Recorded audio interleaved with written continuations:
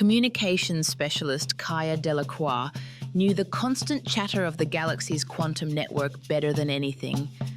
Station Echo 7 was her home, and monitoring the dozen worlds connected through its massive array was her job. For 3 years, alien languages had become as familiar to her as her grandmother's Lakota stories. But today, the network falls silent. Massive quantum disturbances erupt across the galaxy, cutting off worlds one by one. Something is terribly wrong. The network is being hijacked, overwhelmed by a coordinated attack. As alarms scream and chaos spreads, Kaia, with her expertise in quantum communication theory and the harmonic principles learned from her grandmother's traditional songs, faces a crisis that threatens everything. The silence is growing, and someone has to find out why. Please sit back, relax, or listen while working. This is the Resonance Gambit, produced by the Narrative Core. Now for the story.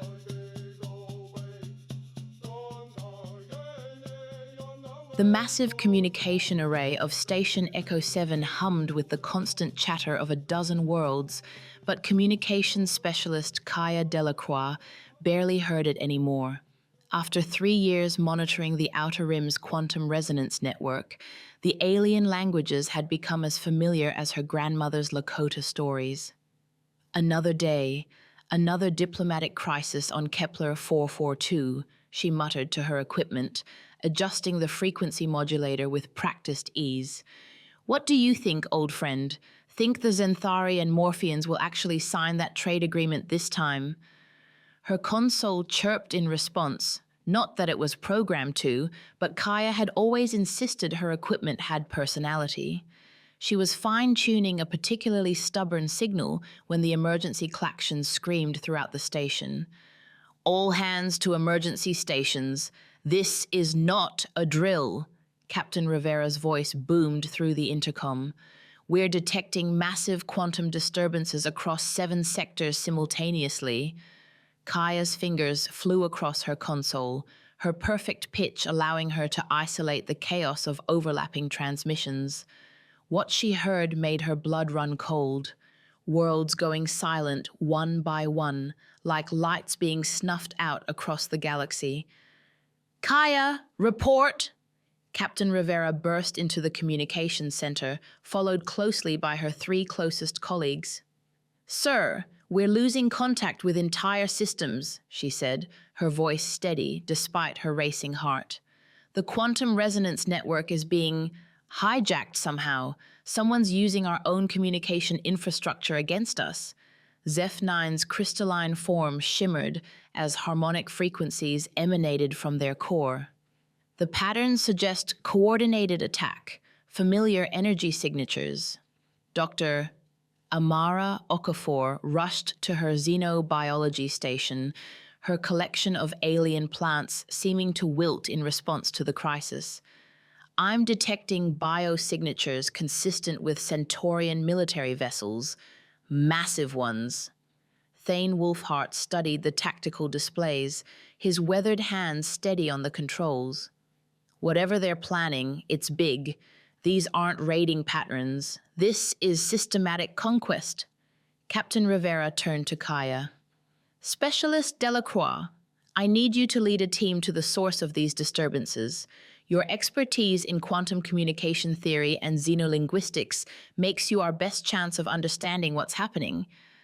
Kaia felt the weight of responsibility settle on her shoulders like a heavy blanket. Sir, with respect, I'm just a communications specialist. This sounds like a job for someone who can speak 17 alien languages fluently and has published papers on quantum resonance theory, the captain interrupted. Someone who figured out how to boost our communication range by 300% using harmonic principles learned from her grandmother's traditional songs? Kaia looked at her friends, Zeph's energy patterns pulsing with concern, Amara's dark eyes filled with understanding, Thane nodding with quiet confidence. They believed in her, but did she believe in herself? I need time to think about it, she said finally. "You have 6 hours before the transport leaves," Captain Rivera replied. "The fate of dozens of worlds may hang in the balance." As the captain left, Kaia slumped in her chair, overwhelmed.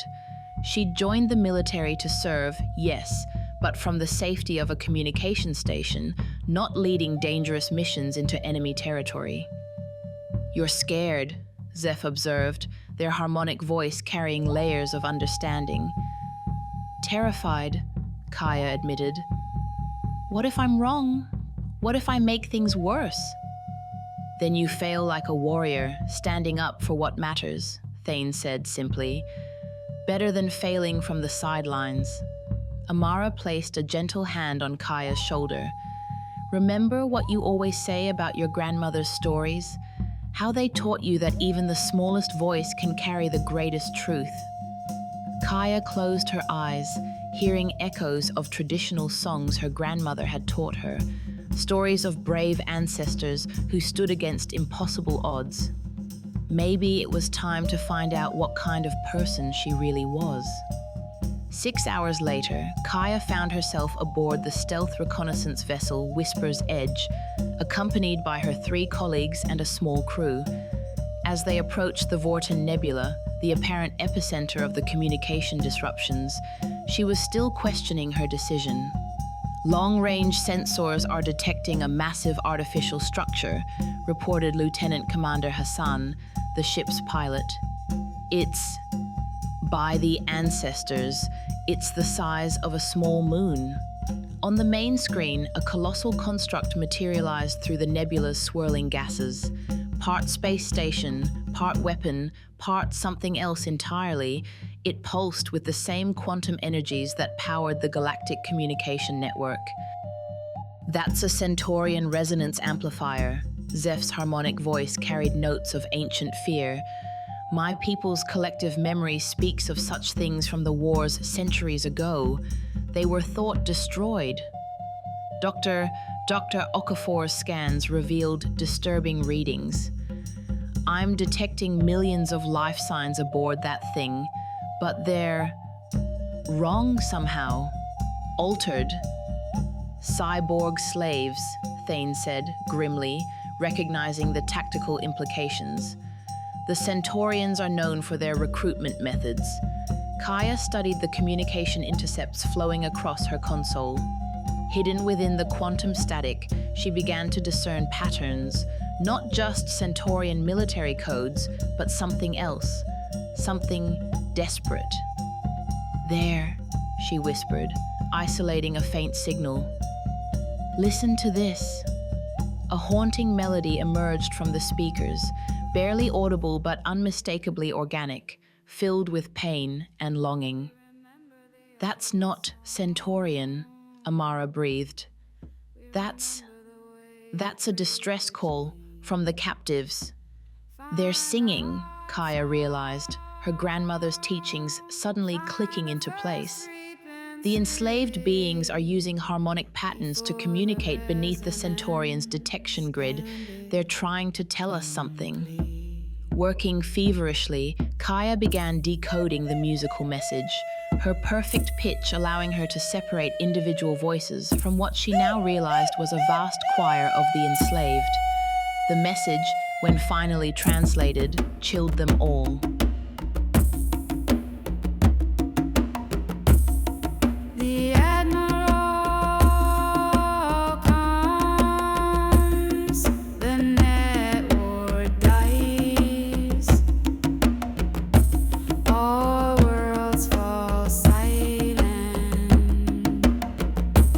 but we remember the old songs, we remember the way to break the chains, find the heart song, find the first frequency before the resonance gambit completes. Find the heart song, find the first frequency before the resonance gambit Heart song? First frequency? Hassan asked. What does that mean? Zeph's form pulsed with sudden recognition. Ancient legend speaks of the first frequency, the primordial harmonic that underlies all quantum communication. If someone could control it, they could control all quantum-based technology in the galaxy, Kaia finished. Not just communications, FTL drives, weapon systems, life support. We need to get closer, she decided. I have to understand their system better if we're going to stop this. That's suicide, Hassan protested. One ship against that fortress? Unless you have a better idea, Thane asked mildly.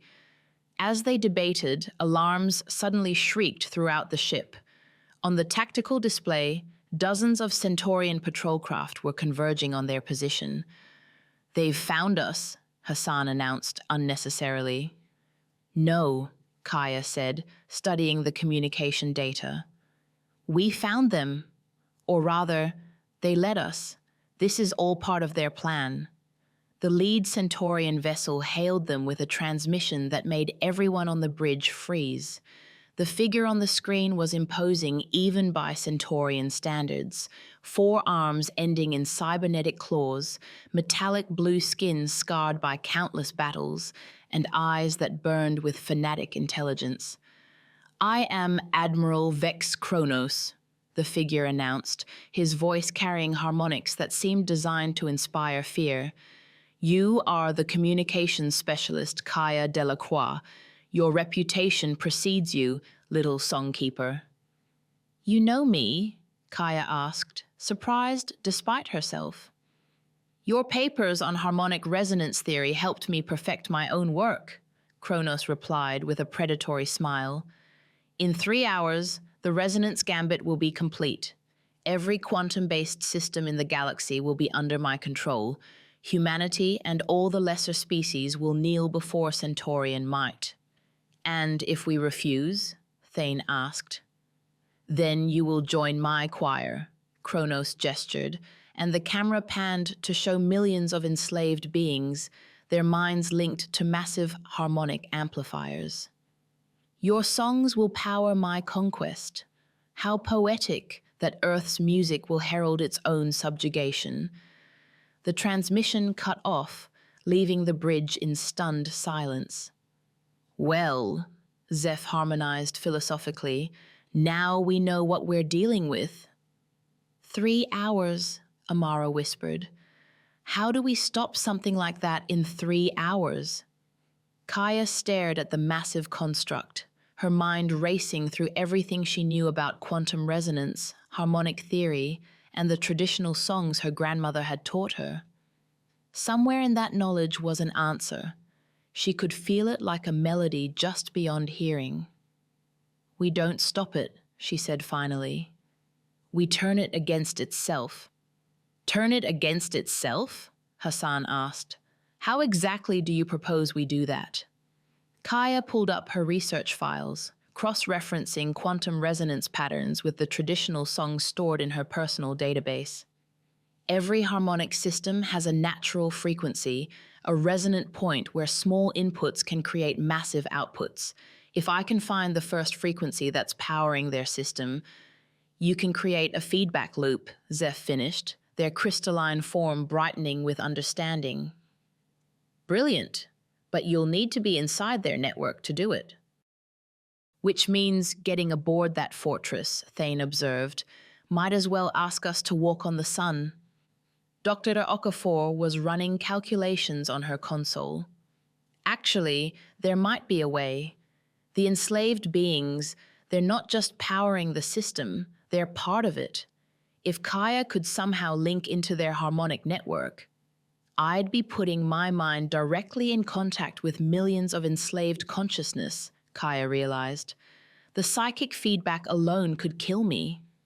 Or worse, Amara added grimly. It could turn you into one of them. The debate was interrupted by another hail from Admiral Kronos. This time, his transmission was being broadcast across all known frequencies, a message for the entire galaxy. People of the stars, his voice boomed, I offer you a choice. Surrender now, and I will grant you the mercy of quick conquest. Resist, and you will watch your worlds burn as your own communication networks become the instruments of your destruction. To emphasize his point, they watched in horror as an entire solar system's communication array was turned into a weapon, its quantum resonance field overloading and destroying 3 planets in a cascade failure. 2 hours remaining, Kronos announced. Choose wisely. The transmission ended, leaving the bridge in grim silence. We can't let him do that to every world in the galaxy, Hassan said quietly. Kaia closed her eyes, hearing her grandmother's voice. Sometimes, granddaughter, you must sing the most dangerous song to save all the others. I'm going in, she decided. Zeph, can you modify our communication array to interface with Centaurian harmonic frequencies? Already working on it, they replied, their multiple arms flowing across the engineering console with liquid grace. Amara, I'll need something to protect my mind from complete integration with their network, some kind of psychic buffer. I might have something, the doctor said, heading toward her medical supplies.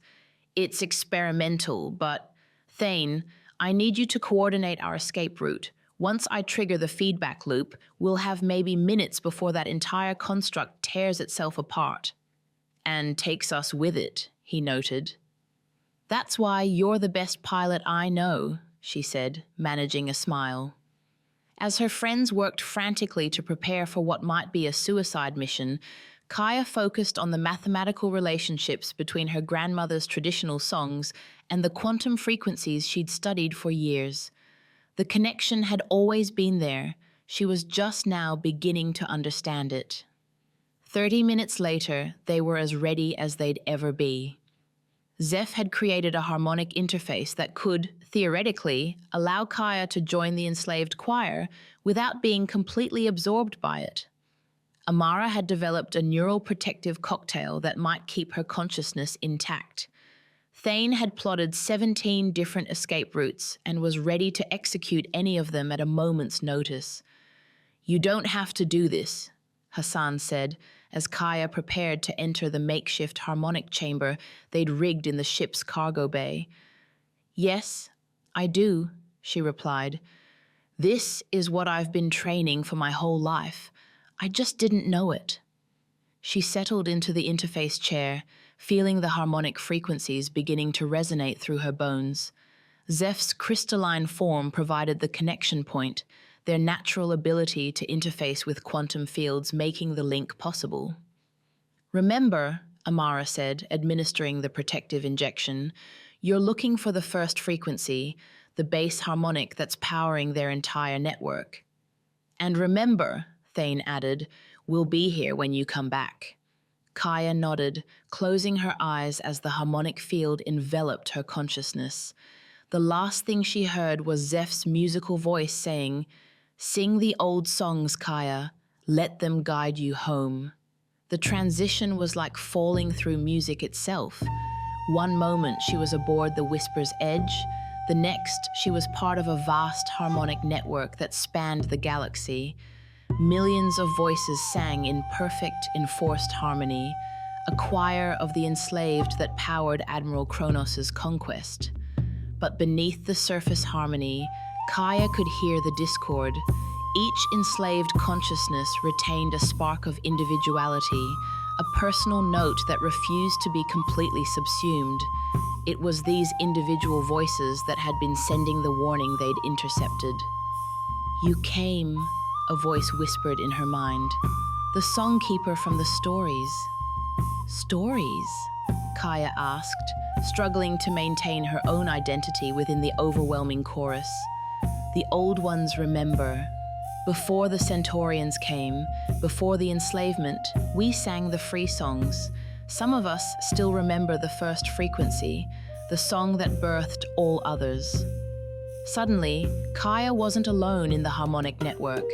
Thousands of the enslaved were sharing their memories with her, fragments of ancient songs, pieces of the primordial harmony that underlay all quantum resonance. And there, Hidden within the layered voices, she found it. The first frequency, pure and simple and devastating in its simplicity. It was the harmonic equivalent of a master key, not just to the Centaurian network, but to the fundamental forces that held quantum fields together. But as she reached for it, Admiral Kronos' consciousness slammed into hers like a battering ram. "So predictable," his mental voice sneered. "Did you really think I wouldn't sense your intrusion?" Kaia found herself in a psychic duel with the Centaurian Admiral, their minds clashing within the harmonic network while millions of enslaved voices looked on. Kronos was powerful, experienced, and utterly ruthless, but he had made one critical mistake. He had built his entire network on stolen songs, forced harmonies, and enslaved voices. Kaia's power came from something deeper, the freely given melodies her grandmother had taught her, the traditional songs that carried the wisdom of generations. "You cannot win," Kronos raged, his mental attacks growing more desperate. "I have the power of millions." "And I have the power of one," Kaia responded, singing freely. She began to sing, not with her voice, but with her very soul. The song was her grandmother's, passed down through generations of Lakota singers, but it was also more than that. It was every lullaby ever sung to a frightened child, every work song that made hard labor bearable, every hymn that lifted spirits in dark times. The effect on the harmonic network was immediate and catastrophic. Kaia's free song began to resonate with the suppressed individual voices of the enslaved, awakening their own stolen melodies. One by one, they began to sing not in Kronos' enforced harmony, but in their own voices. The first frequency, released from its artificial constraints, began to resonate throughout the network.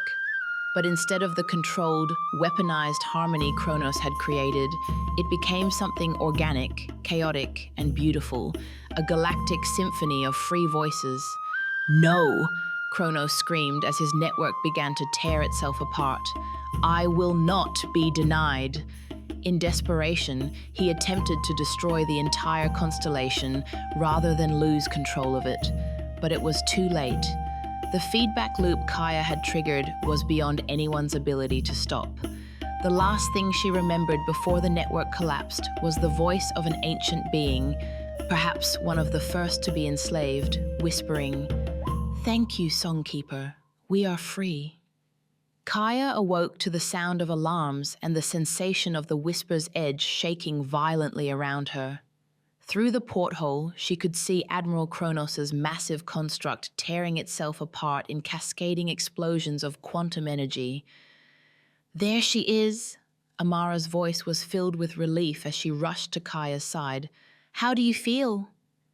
"Like I've been hit by a quantum storm," Kaia groaned, accepting help to sit up. "Did it work?" "See for yourself," Thane said, his usually stoic expression showing clear satisfaction. The main screen showed the Centaurian fortress breaking apart in slow motion, its massive harmonic amplifiers overloading in spectacular fashion. But more importantly, across all frequencies, they could hear the voices of the freed, millions of beings singing their own songs for the first time in decades, perhaps centuries. The feedback loop didn't just destroy Kronos' network, Zeph harmonized with something approaching joy. It freed every enslaved consciousness and restored their individual quantum signatures. The Centaurian fleet is in complete disarray. "What about Admiral Kronos?" Kaia asked. Hassan pulled up long-range scans. His command ship escaped the initial destruction, but half his fleet has already surrendered. Turns out, when you're not forcing beings to fight against their will, they tend to stop fighting. Dr. Okafor's medical scans showed that Kaia had suffered significant neural stress, but nothing permanent. More importantly, her exposure to the first frequency seemed to have enhanced her natural harmonic abilities. "I can hear them all," Kaia whispered, listening to the galactic symphony of freed voices. Every world that was silenced, They're singing again. And they're singing your song, Amara said with a smile. The melody you used to break Kronos' network. It's spreading across the galaxy. Every species is interpreting it in their own way, but the core harmony remains the same. Over the following hours, as they made their way back to Station Echo 7, reports continued to flow in.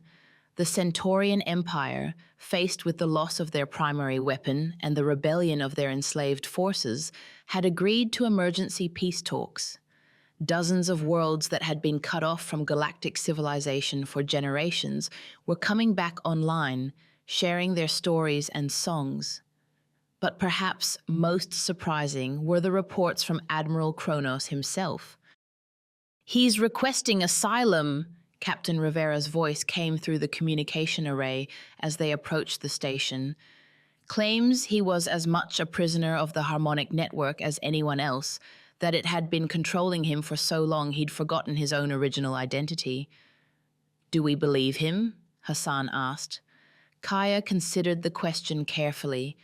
During their psychic duel, she had sensed something beneath Kronos' rage and ambition, a deep, agonizing loneliness, as if he had been crying out for connection but only knew how to do so through domination. "I think," she said finally, "that's a question for the diplomats to answer. My job is to make sure everyone can communicate freely, even people we don't like." 6 months later, Kaia stood before the newly established Galactic Harmony Research Institute, a joint project between dozens of species dedicated to understanding and protecting the quantum communication networks that connected their worlds. She had been offered the position of Director of Harmonic Communications, a role that would place her at the center of galactic civilization. "So, what do you think?" Amara asked, joining her on the observation deck that looked out over the bustling research complex. "I think," Kaia said, watching Zeph coordinate with a team of multi-species engineers, "that my grandmother would be proud. We're not just building bigger and better communication networks, we're learning to listen better." Thane approached from the security station, where he now served as Chief of Protective Services for the Institute. Final report came in from the Centaurian territories. The last of the enslaved populations have been freed and returned to their homeworlds. Kronos, well, he's agreed to serve as a research subject. Apparently, he wants to understand what was done to him as much as we do. "And the first frequency?" Amara asked. "Secured," Kaia replied. "Multiple failsafes, multiple guardians from various species. If anyone ever tries to weaponize it again, we'll know." As if summoned by their conversation, a familiar harmonic pattern resonated through the observation deck. Zeph materialized beside them, their crystalline form showing the contentment patterns that had become so familiar. "Message for you, Kaia," they announced. "From Earth." The holographic display activated, showing an elderly Lakota woman sitting in a traditional lodge, surrounded by children of a dozen species, all listening intently to her words. "Hello, granddaughter," the familiar voice said, and Kaia felt tears spring to her eyes. "I wanted you to know that your songs have reached even our small reservation. The alien children who have come to live here are learning our traditional melodies, and we are learning theirs. Music truly is a universal language." The image shifted to show children, human, Xenthari, Morphean, and others, singing together around a fire, their voices blending in harmonies that would have been impossible before the resonance crisis. "You did good, Kaia," her grandmother continued. "You remembered that the most important songs are the ones that bring people together, not drive them apart." As the transmission ended, Kaia looked out at the research complex where beings from across the galaxy worked together, united by their shared commitment to preserving free communication for all. "You know," she said to her friends, "I think I'm exactly where I'm supposed to be." In the distance, carried on quantum frequencies that spanned the galaxy, the freed voices continued their eternal song, a harmony of differences, a symphony of souls, and a reminder that even in the vastness of space, no one had to sing alone. The Resonance Gambit had failed, but the music it had inadvertently created would echo through the stars for generations to come. Thank you for listening to The Resonance Gambit, produced by The Narrative Core. Please like and subscribe to The Narrative Core. Our goal is to bring you quality audio stories. Until then,